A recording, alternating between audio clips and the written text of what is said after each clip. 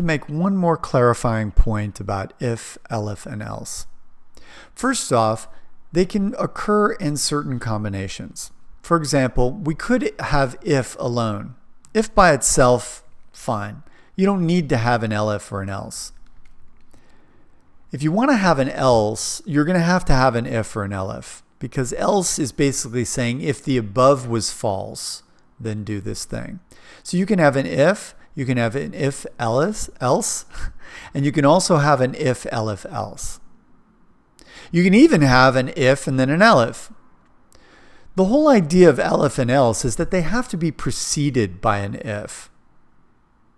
If can stand alone, or you can have any combination where you can have any chaining of if else or if elif else, or you can even have if elif else. As long as they chain together logically in a manner that's similar to this, they're going to make sense. The fact is, these three statements follow a specific logic, and this is the specific logic. If the if test is true, enter the block. And then that's all that goes on with if. If it's true, enter the block. If it's not, don't. And that's it for if. For elif, you have to have a prior if or a prior elif. So elif says, this is the rule for elif. If the if test prior was false and this test is true, then enter the block. Else, of course, needs to have an if or an if and an elif ahead of it, because else is basically saying if those prior tests were false, then do this thing. So you can see, I hope, how they might be chained. Now, I just want to point out one example that shows how the logic works. As you can see here, we have an exclusive chain of if, elif, and else. And in fact, we're saying if Ri happens to be less than 0, then execute this block. Otherwise, if Ri is greater than 0, execute this block. Otherwise, do this thing. Now, I happen to be setting Ri manually here, but the original program just says, let's pull a random number between -5 and 5. So this could be -5, -4, -3, it could be 0. Whatever that number happens to be, go through this chain and test. It's either less than 0, it's greater than 0, or what would the else mean? It's equal to 0. But now I want to ask you what would happen if we decided that the input was 0, and I'm just making it 0 here for visuals, and we put equal signs here. What would happen? First off, we could make all of these ifs. We could say, what I wanted to say first actually is this. We could make all of these ifs. Now the ifs don't depend on each other at all. The if statement just has that simple rule. If the test is true, enter the block. Otherwise, don't. So what would a series of tests like this mean? Simply that if the first test is true, enter the block, then go on to the next if test. If the next if test is true, enter that block, then go on to the next if test. And if that if test is true, enter that block. As you can see, the tests actually make this just as exclusive as if we had if, elif, and else. They're not related to each other at all, and they don't depend on each other at all.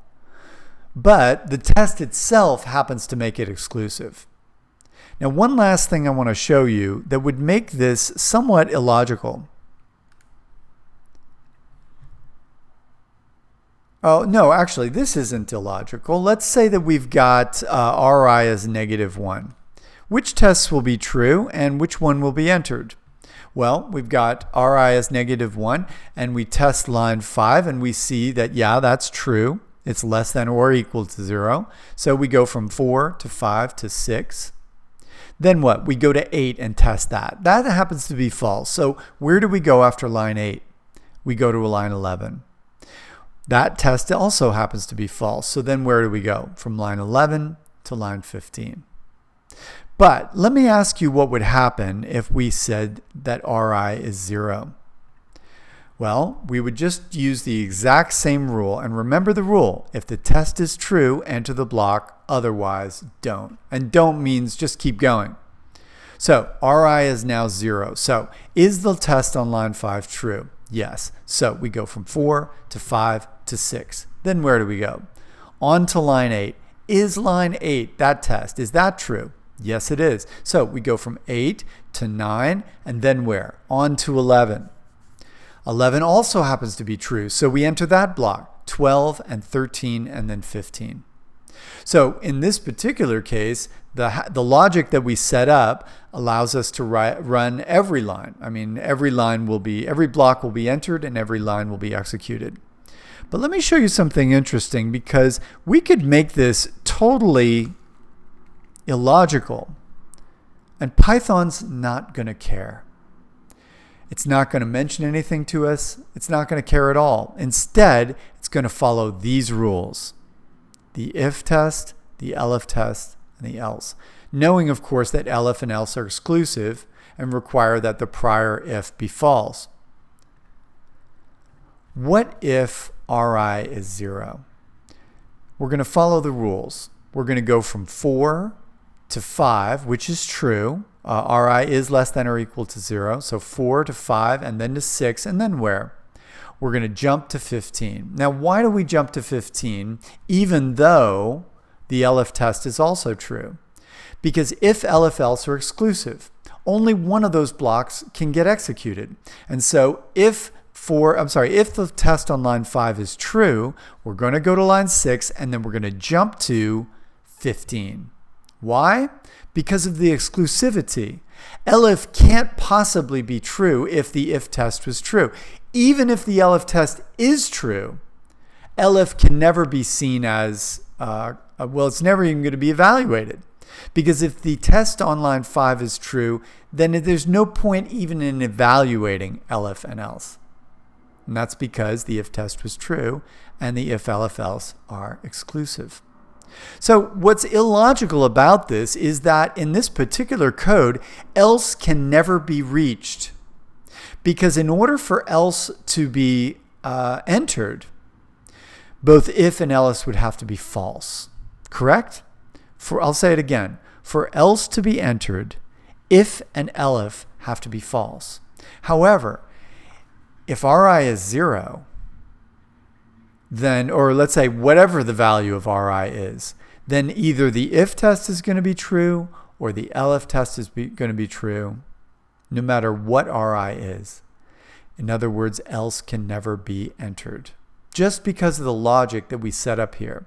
Now, this happens to be illogical, and someone reviewing the code might point this out. Hey, this else block could never get executed because Ri is either less than or equal to or greater than or equal to. It's never anything else. It's going to be one of those two. So the else doesn't make any sense. And yet Python's not going to stop us. Why? Because Python follows these rules.